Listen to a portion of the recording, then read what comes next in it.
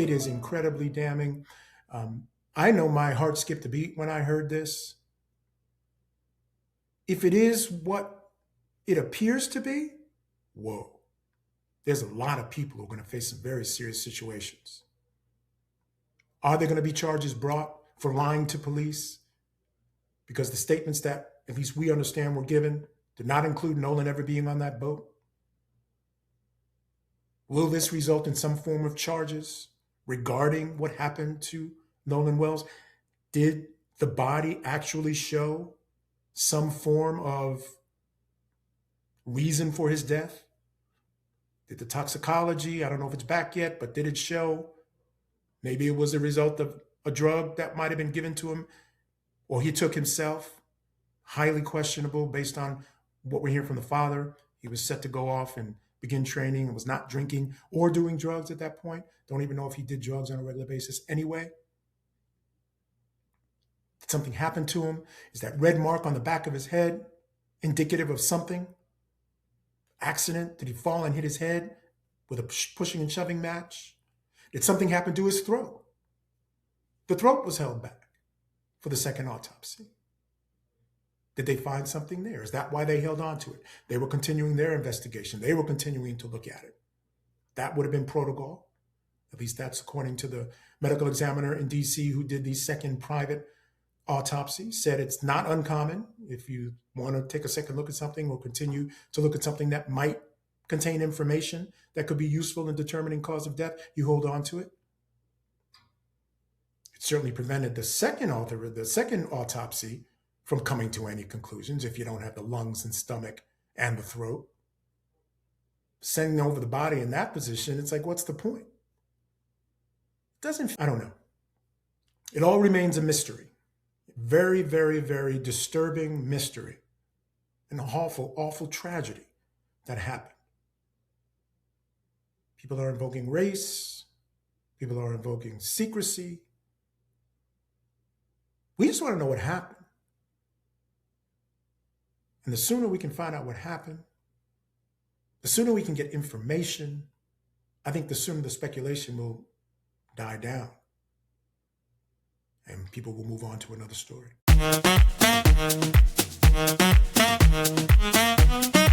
Another move that they're making is they have sent out letters of preservation to all the family members. What that is in anticipation of possible civil litigation surrounding this case, and that we'll talk about that in a minute, they've sent these letters out to the family saying you have to preserve all sorts of information, communications, text messages, direct messages, group chats, emails, digital media, unedited photos, video footage, audio clips, device location data. So on your phone, if it, and on your, let's say a watch has that location data, you have to protect all of that. They've sent this out saying this is in anticipation of possible civil litigation. What this does is if after receiving that letter, any one of those people that received it, if they get rid of information after that date, and it can be shown that that's what they did, there is an instruction given in civil court by the judge that there's a presumption that that would have been damaging information. So it's really smart. And what it is it's an attempt to hold on to information. But let me ask you, number one, it's real smart, right? Because you know what civil court does. Exactly. But if things don't work out on the criminal side, I can certainly see maybe going into civil court because you can get more discovery, do depositions, and maybe gain more information, and it's a much lower level of proof. Absolutely, because there's plenty of times. O.J. Simpson, thank you. The person is found acquitted, not guilty. I don't even want to say innocent. And the families go to court for wrongful death, and the bar is different, right? It's presumption of, it's not beyond a reasonable doubt. So the bar is less, and so preponderance of the evidence, just a little bit more than 50%, right? More likely than not. It's a lot of different ways to describe it. Exactly, more likely than not, right? It's different from reasonable doubt. So with that being said, if they have all of the information and all the ducks line up, 1 + 1 + 1 + 1, and it adds up to whatever, there were only a handful of people on the boat.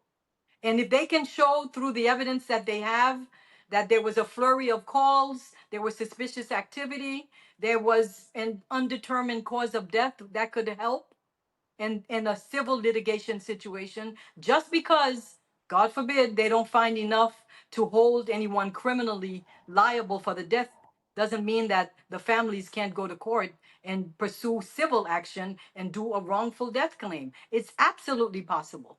Yeah. Based on the evidence that I've seen so far, and I want to get your opinion, with the exception of that audio clip, I'm not sure I've heard anything in particular. There's a lot of contradictions that I think raise issues for sure, but I haven't heard anything that even would hold up in a civil court. Again, we do not know even 1/10 of what evidence is out there, right? They haven't given a lot of it out. But from what we do know, I'm not seeing anything other than that tape that really suggests they could even win in civil court that any of these folks were available. Again, there's contradictions, there's some weird statements, and I think maybe there's a lie or two, which maybe charging someone with lying to police could get them to talk, but I don't know. But do you think beyond that tape, and if it's not authenticated, if it is, let's say it's not, would there be enough in civil court to maybe win a judgment there? Look, I've been pushing and I've been writing and I've been posting. Transparency is so important, especially in high profile cases. I think we saw the same thing in the Carmelo Anthony case. 10 months before the case even went to trial, the judge decided that on his own, we were going to lock this thing up. No social, we were going to cut off the press. We weren't going to have cameras. We weren't going to have audio. And I think these jurisdictions, they get so used to controlling the process that when these high profile trials come about, they struggle because I think it takes a different approach. This jurisdiction, this is the way they do stuff. Let me ask you this. When Angela Myers did leave that tape statement, she said that all cases, with the exception of natural deaths or deaths with non-criminal car crashes, go to the grand jury. I found that shocking. And I found that to be political. Meaning, if you're taking every case to the grand jury, first of all, the resources is crazy. I don't know any jurisdiction that does that. And number two, what it does is it insulates the DA from any kind of criticism because she can always say, I took it to the grand jury and citizens decided these particular charges or not to charge these particular individuals, and she can pass the buck. But we all know she can also control what she brings and puts in front of that grand jury. So I find that odd as well, the way they handle things. I think it gives them more control over the process. Because it makes them look like they're going through the process and they're being diligent about it, but they're really not presenting enough to the grand jurors who have a very low bar that something happened and there was probable cause to believe that the people being accused of it, right, had something to do with it. So if they have nothing and they come up with nothing, then you're right. They're insulated, and no one can say that they failed to tenaciously prosecute this case. Because what goes in front of the grand jury is secret, so nobody can check up on them and see whether they've always said you can indict a ham sandwich. Well, you cannot indict one as well if that's the result you want from the grand jury. So that has always bothered me. But let me ask you this, and I don't have an answer to this question. If they're going through all this trouble to somehow cover something up or help people, why are they, I struggle to believe it's just a race thing. Like, is it a power thing? Is it, one of the guy's mother is a judge. So clearly, when this went down, you could imagine she's making calls to her people in the courthouse or whatever, because this thing has been devastating for them as well. I don't want to forget that. They've been dealing with a lot of stuff as well.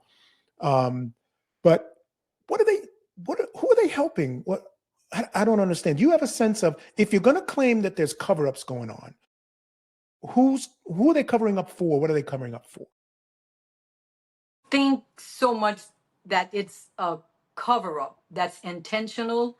I think it's just a way of life, of looking at the people involved, and there is a presumption of innocence and good moral character with the players who are potentially the accused. So they just get a free pass out of the gate. Yeah, so they buy That their nobody story and is, then they sort of try to yes, align things to fix and fit yes, in with their story. fit in with the perfect young men from perfect families, from perfect backgrounds, perfect ethnicities, and we don't do this type of thing. So they start the investigation from that vein, and sometimes it has the reverse confirmation bias, almost confirming innocence before you even investigate.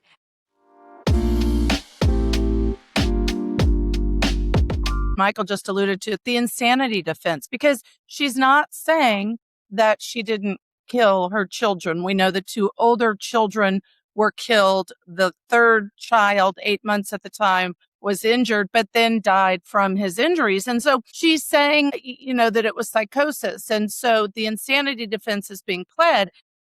Grace, in your experience, how hard is it to select any jury in general that's really going to lean in and buy this as a possible explanation, which feels hard to do for the reason she killed her children?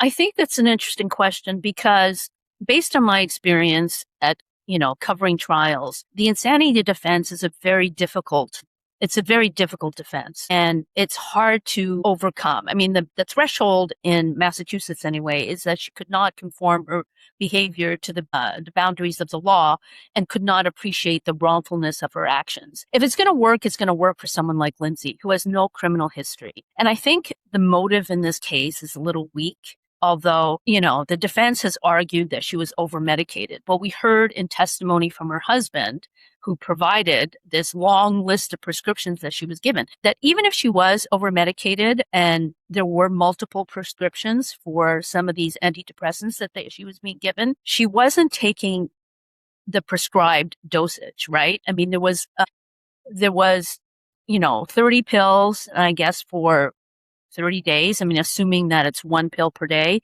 she had taken 7. She didn't take the whole bottle. And I'm not sure how that plays into their argument that she was over-medicated.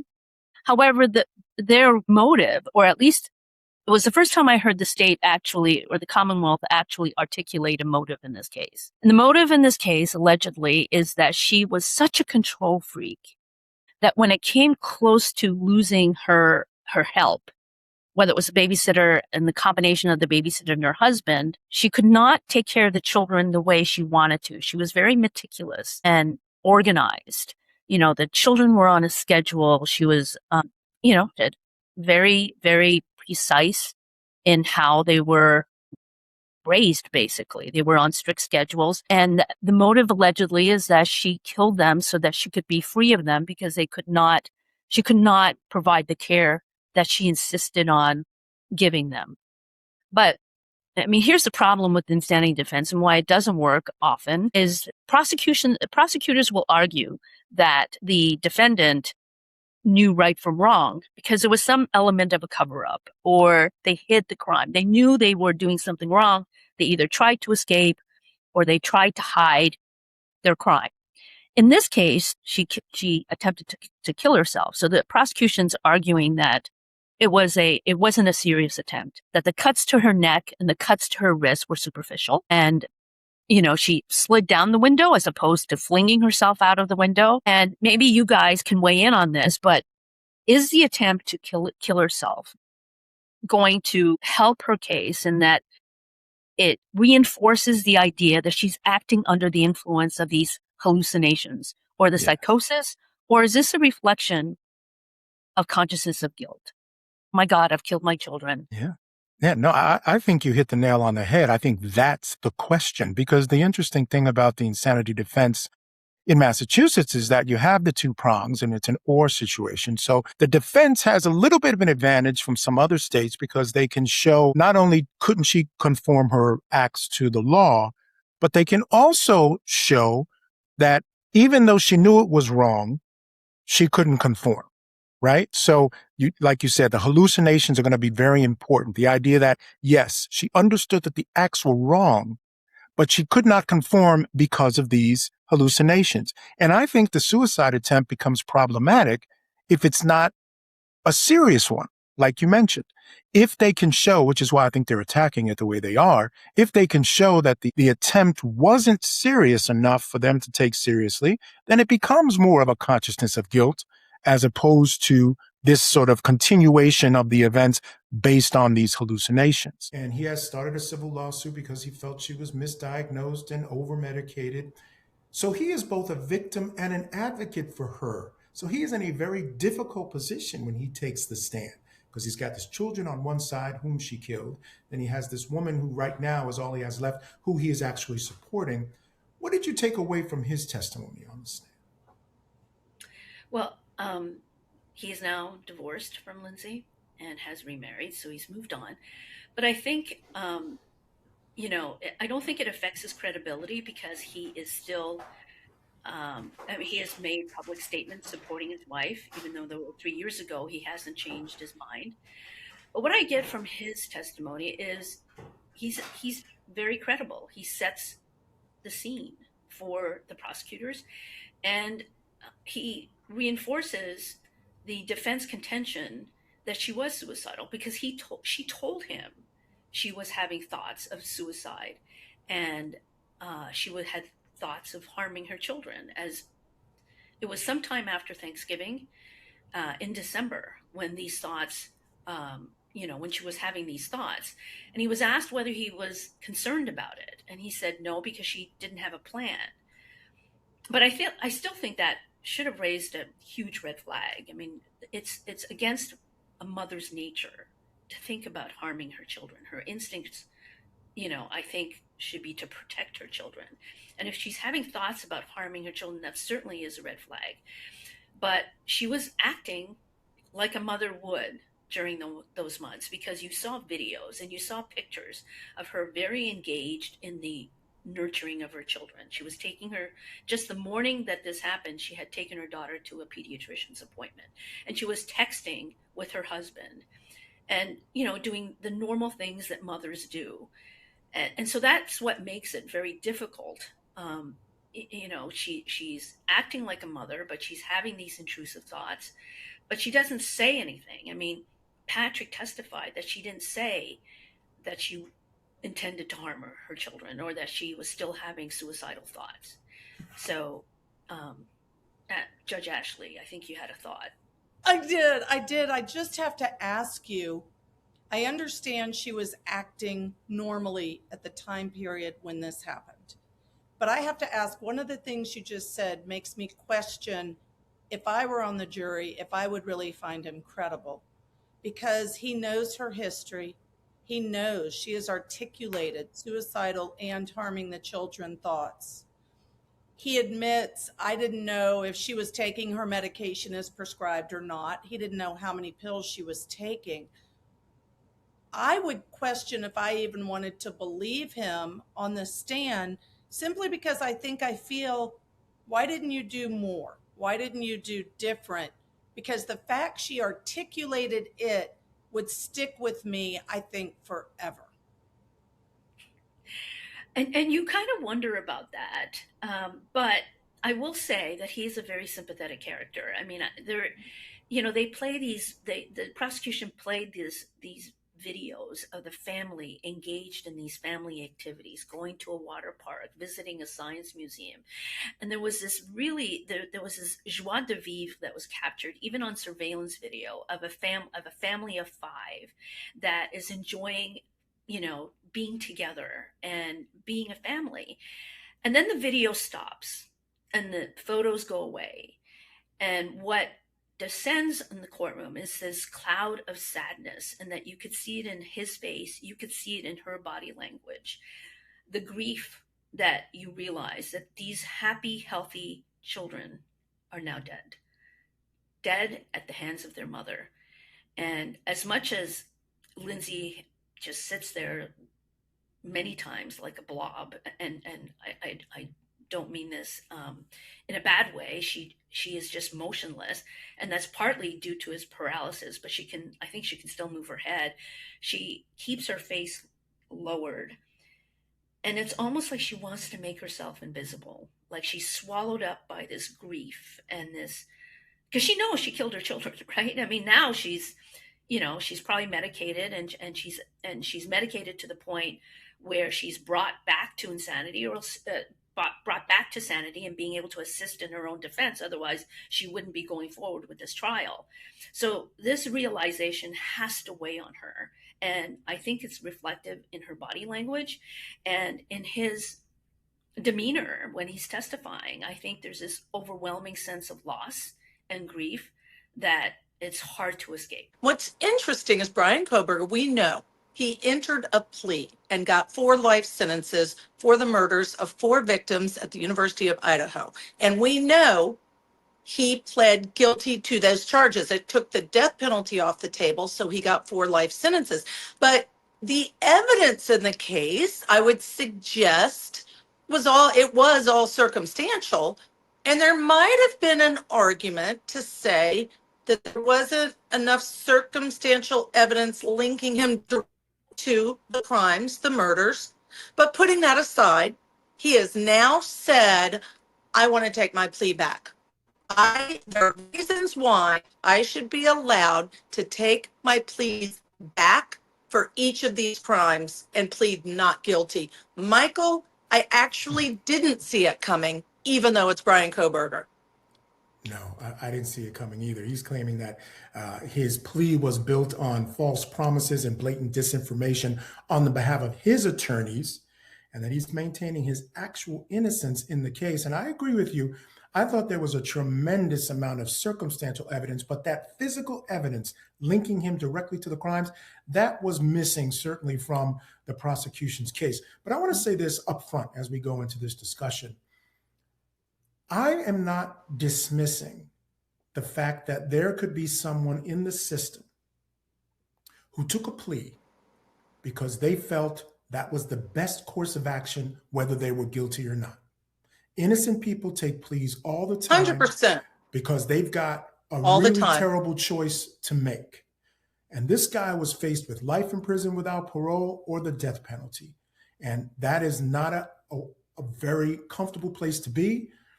Your mind must be in a million different directions. And I do not discount the fact that he might have said yes to something that he was being advised to do, or saying, maybe not advised to do, but, with the information he was given seemed like the best choice at the time. Because, Judge, we've seen so many times, people have often said over the years, well, how could someone even, admit to a crime they didn't do? Well, it happens all the time. The right circumstances, the right defendant, It the right happens. trigger, people will confess to things for a million different reasons, and we know that. And we know that. You're right. It's because you have to make a choice. So you're going to risk and go in front of a jury trial and maybe face 20 years for a crime. Or if you can get a really good plea where you could potentially be out in a year or two, is it worth taking that plea so that you have a guaranteed outcome that not is the risk of 20? I agree with you, Michael. It happens. But I'm going to tell you, when I was on the bench and I would have juvenile offenders, even charged as adults, if they wanted to enter a plea, the number of items we went through, we discussed, we made a record. Is it free and voluntary? Do you understand your rights? Did you speak to your attorney? Were there any threats or promises made in exchange for this plea? Now, I'm not saying that means somebody's not going to enter a plea even if they may not want to 100%, but there's safeguards, and the judge did it in this case. And to me, the safeguard means, listen, you've spoken to counsel, you've weighed your options, and this is your free voluntary choice to enter this plea. You're telling me it's done without duress, without promises, without threats. Guess what? At the end of the day, the plea needs to stand.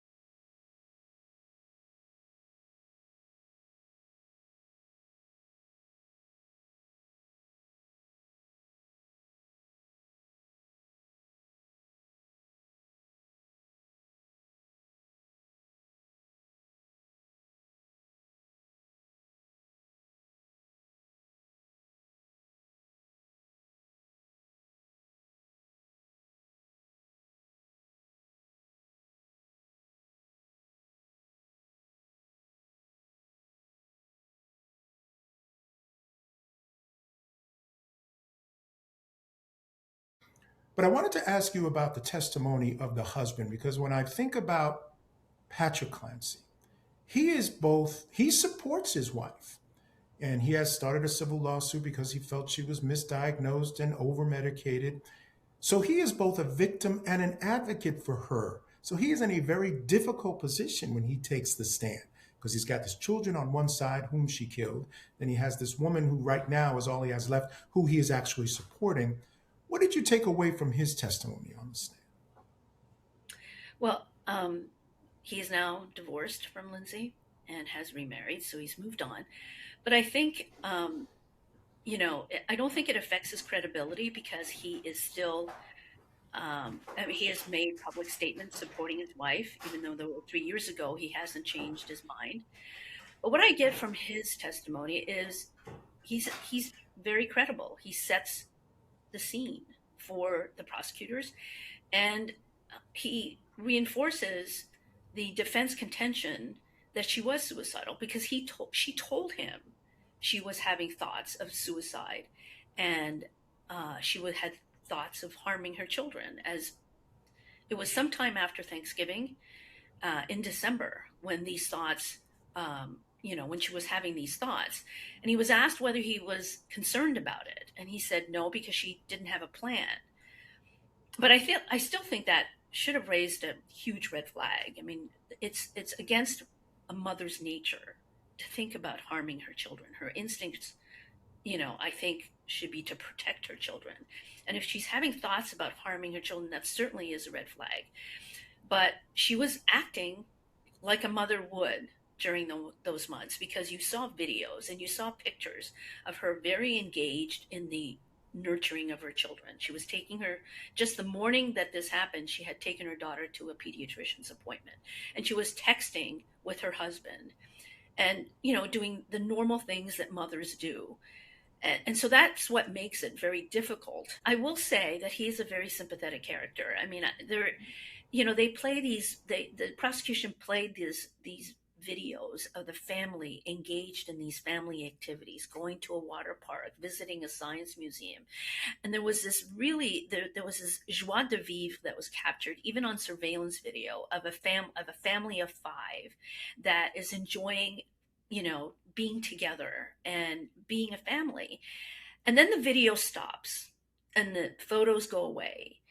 And what descends in the courtroom is this cloud of sadness, and that you could see it in his face, you could see it in her body language. The grief that you realize that these happy, healthy children are now dead at the hands of their mother.